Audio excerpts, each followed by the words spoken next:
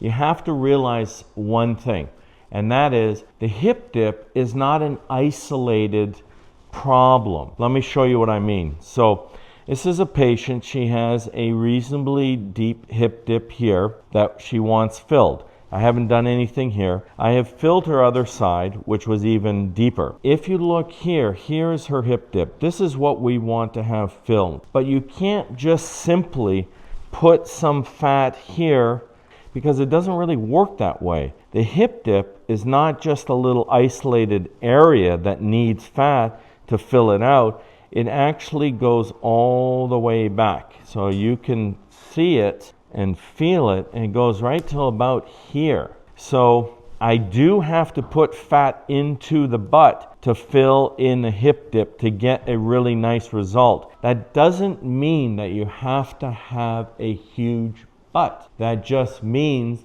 that in order for that hip dip to be completely filled and to be supported so it doesn't just kind of melt away, you have to also put fat in the butt. But we're going to backfill it all the way to the so that all this fat here supports the hip dip and helps maintain it. And then from here, blend in the fat where we put it. It will give you more volume to your butt, but that's not the principal effect of it. Principally, it'll fill your hip dip and maintain your hip dip so you don't lose your hip dip. So even back in, 5 years ago when these butts were getting bigger and bigger and bigger and bigger and bigger, I didn't jump on that train. I never liked it. I always said to patients, find the surgeon whose look you like. I like a natural look. I like the OG look. I just follow the OG line. But to fill a hip dip and to get the OG line, you got to put a little bit into the butt as well. Okay, I'm finished filling her hip dips. Filled them as much as I could, as much as the tissue has allowed me to. Now we're getting to the point where it's getting quite firm,